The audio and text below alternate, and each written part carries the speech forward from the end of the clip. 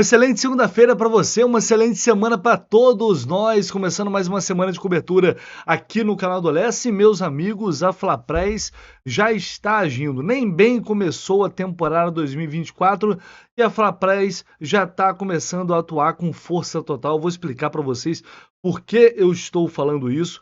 Vamos trazer aqui algumas repercussões do jogo de ontem, principalmente em relação a um jovem que entrou ontem e não foi bem. Eu vi e li muitas críticas pesadas em relação a ele, e também pode pintar uma outra proposta aí pelo André. Aliás, proposta aparentemente não chegou mesmo, mas estão sinalizando com um novo clube aí na briga pelo André, que é o Atlético de Madrid, podendo chegar novamente a valores inacreditáveis. Tudo isso aqui neste vídeo. Só não esquece daquela moral no like, por favor, não se esqueça, é muito importante aqui para o crescimento do canal, para que mais e mais tricolores possam chegar aqui ao canal do Lessa, e dessa forma a gente vai, se Deus quiser, em breve alcançar aí a marca de 100 mil inscritos. É um grande sonho que eu tenho aqui para o canal e eu tenho certeza que vocês vão me ajudar a bater essa meta. Apurou, confirmou, publicou, emplacou! E eu só acredito no Lessa! Eu comecei esse vídeo falando sobre Flapress, porque para muita gente não existe, né? Gente que acredita em tudo, ou que não acredita em nada, ou diz que não acredita, né? Ou prefere dizer que não existe. Dando sequência a isso, vou deixar aqui um vídeo para vocês que é do jornalista Elia Júnior, da TV Bandeirantes, uma opinião dele em relação a possíveis enfrentamentos entre Flamengo e Fluminense ao longo da temporada 2024. Por isso que eu digo que vai ser muito tranquilo, na minha opinião, e estou falando isso de maneira categórica, vai ser muito tranquilo para o Flamengo do Tite derrotar o Fluminense do Diniz. Escreve o que eu estou te falando. Muito tranquilo. Por quê? Porque tem qualidade e sabe exatamente o que precisa fazer contra um time que joga sempre do mesmo jeito. É uma coisa dura de dizer? É duro. O tempo vai dizer, você vai me cobrar. E aí, vamos ficar de olho, a gente vai cobrar ele, né, Ricardo? Não sei o que passa na cabeça um jornalista que vai para um grande canal de TV com toda a certeza do mundo, dizendo que vai ser muito tranquilo o Flamengo ganhar o Fluminense. O Tite sabe exatamente o que fazer para anular o Diniz e vencer os jogos. Eu não sei, sinceramente, eu não gostaria de entender, mas a gente está falando de Flapress, né? Pois é. Depois dizem que não existe. Chega a ser engraçado, porque a gente está falando do time que é bicampeão carioca e o Fluminense conquistou os 2 títulos em cima do Flamengo e do atual campeão da América. E aí o cara tem certeza que vai ser muito tranquilo. Eu não duvido que o Flamengo vai vir mais forte que a temporada passada. Tenho quase certeza disso, porque o Tite é um cara muito competente, ele vai organizar a casa e o Flamengo tem muita qualidade, isso é óbvio. Óbvio, para mim o Flamengo vai ser um adversário bem mais difícil do que foi ano passado. Evidente. E pode ganhar, tranquilamente. Certamente vai disputar todos os títulos que tiver a possibilidade. Mas o cara chega e fala que ele tem certeza que vai ser muito tranquilo. Agora, com base em que, eu pergunto a vocês? Só pode ser para agradar uma grande massa, porque não tem sentido nenhum isso. Se você olhar, não tem sentido nenhum.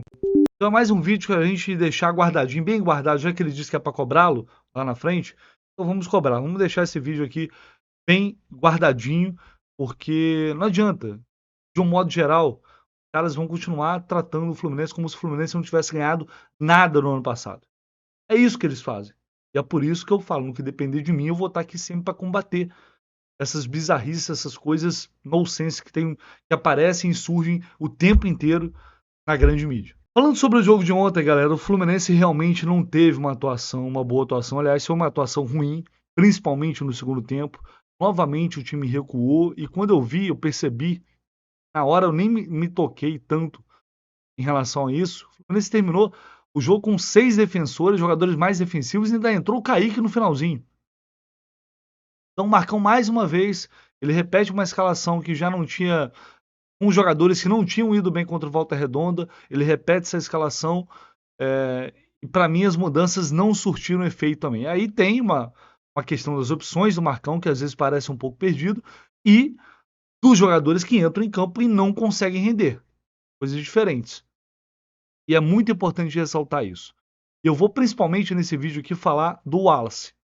Porque o Wallace é um jogador que tantas e tantas vezes o torcedor do Fluminense pedia que tinha que ter uma chance e só ficava emprestando o garoto e que não dava chance pro garoto. Aí ele é emprestado pro CRB, sai de lá por questões disciplinares. Aí ele vai pro ABC. A mesma coisa. Até pior. Volta. Agora era hora de receber uma chance. E aí o Wallace entra no jogo ontem, trotando, uma preguiça danada. Ele e Edinho entraram muito mal, não foi só ele não, o Edinho também entrou mal. Mas sabe? E sai ainda no segundo, entra no segundo tempo, sai no segundo tempo. Para um técnico fazer isso, gente, ou é porque o time teve um jogador expulso e aí não tem o que fazer, às vezes não tem outra opção, tem que tirar o cara, ou é porque tá jogando muito mal. E o cara que tá ali à beira do gramado, no caso o Marcão, que, pô, jamais queimaria um jogador, ainda mais um jovem, ele tira porque não tá dando. Porque não tá aguentando. Mas aí entra naquele. Isso, eu falei isso na abertura da nossa transmissão antes do jogo contra o Volta Redonda. Porque grande parte da torcida pede o jogador. Quando ele entra e vai mal, é massacrado. E ontem eu vi no Twitter, então, foi um festival de críticas ao Wallace. E críticas pesadas. Mas por isso eu bato muito nessa tecla aqui, porque, no geral, o torcedor não tem paciência. Quer ver garoto jogar. Quer ver molecada, xerém, papapá. Mas se for mal, tá ferrado. Essa que é a questão. Então a gente também tem que decidir um pouco o que a gente quer. Se é para dar chance aos garotos, vamos ter paciência com os garotos para que eles possam desenvolver. Ou a gente vai continuar queimando um atrás do outro. O caso do Wallace é diferente porque ele tem um histórico. E por isso eu falo para vocês. Ah, mas... Porque tem muita gente que fala, não importa, o que importa é jogar. O que ele faz lá fora... Gente, hoje o futebol profissional não comporta mais esse tipo de coisa. Não adianta. O John Kennedy estava destinado a sair do Fluminense. Porque ele não tinha uma conduta profissional. A partir do momento que ele decide mudar, romper com isso e se comportar como um atleta de fato, olha o que virou o John Kennedy. E o Fluminense sempre deu todas as condições para ele. Então, se o jogador não quer, não adianta. O Wallace, ele tem um histórico de indisciplina. E aí ele tem que decidir se ele vai querer romper com isso e se tornar de fato um jogador profissional para um grande clube ou não. E ele saiu extremamente satisfeito, irritado com a substituição, porque saiu no mesmo tempo, entrou e saiu. E ele pode ontem ter, talvez, carimbado ali das últimas chances que ele pode ter. Porque depois, o que vai acontecer? Vai ser emprestado de novo? Muitos garotos demoram a maturar, demoram a evoluir. Não dá para jogar com 2, 3 jogos, 4 jogos. Não dá. Simplesmente não dá. Tô vendo um monte de críticas ao Isaac. Muitas críticas, muitas críticas. E a gente viu quantos jogos inteiros do Isaac no profissional. Sabe? Então, o Wallace até ontem servia. Todo mundo queria o Wallace. Agora já não presta, não serve para nada. Porque, repito, foi mal. De fato foi. Mas daí, vai fazer o quê? Então, tem que limar. Ou é para dar chance ao garoto e tem que ter paciência com o garoto, ou a gente vai continuar queimando um atrás do outro. No caso específico desse jogador, do Wallace, ele está perdendo as oportunidades que vem recebendo ao longo dos últimos anos, não só no Fluminense, em outros clubes também. Então, agora é observar para ver como é que vai ser o comportamento do Marcão em relação ao Wallace nesses próximos jogos. O fato ele foi mal, mas não só ele foi mal, o time como um todo, quase todo mundo jogou mal. Vou tirar ali o Felipe Andrade, o Lelê no primeiro tempo, a zaga que foi bem, mas no mais assim, não tivemos grande destaque. E aí eu sempre tento não ficar crucificando só um ou outro jogador. A questão é que houve uma repercussão muito grande em cima do Wallace e talvez eu acho que o clube tem que pensar se dá para trabalhar esse jogador de forma diferente, se dá para encaixá-lo nesse modelo e se ele também quer. Não adianta o clube querer ajudar e o jogador não querer ser ajudado. Enfim, talvez ele tenha desperdiçado uma grande oportunidade de mostrar serviço e com isso ter mais chances no time. Para a gente fechar aqui, galera, uma matéria do diário AS, lá da Espanha, dando conta de que o Atlético de Madrid pode ser mais um clube a buscar o André ainda nesta janela de transferências. Diz aqui o texto, uma reportagem assinada pelo Eduardo Rodrigues, Burgos Rodrigues. Vamos lá, com várias saídas ainda por confirmar, o Atlético de Madrid percorre o mercado em busca de reforços que possam chegar ainda nessa janela de inverno. O clube vê a necessidade de incorporar um meio-campista de confiança que possa acompanhar Coque, Depou e o Pablo Barrios, já recuperado de lesão. As opções são variadas e são muitos perfis. Segundo o Diário Marca e o AS puderam confirmar, a direção teria André Trindade como uma das suas opções preferidas. Além disso, o Atlético já saberia o preço final que o Fluminense pede pelo seu pivô. Isso aqui é uma tradução, tá, galera? Que eu faço tradução no Google para facilitar, então ignorem isso. O nome do André está nas mesas dos grandes clubes desde o verão passado. Aqui eles dão um histórico, né? A operação parece mais complicada do que... a operação parece mais que complicada para o clube devido às reivindicações dos cariocas. Fontes próximas à operação afirmam que a transferência poderá ser fechada por um valor próximo a 35 milhões de euros entre fixos e variáveis, com o Fluminense fazendo... não faz sentido nenhum. Enfim... mas enfim, com o Fluminense fazendo jogo duro, imagino eu, a qualquer opção de transferência para o seu craque. Números que hoje o Atlético não considera. Embora já tenha ocorrido as primeiras conversas entre as duas entidades, até o momento nenhuma oferta oficial chegou até o Fluminense. No entanto, as boas relações do Atlético com representantes do jogador, Carlos Leite e o Jorge Mendes lá na Europa, poderão ajudar a equipe a enfrentar a operação.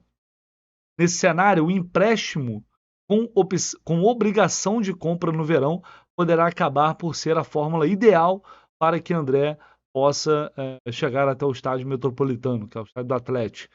É claro que o clube terá que pagar mais dinheiro em royalties. 35 milhões seriam pagos agora neste mercado.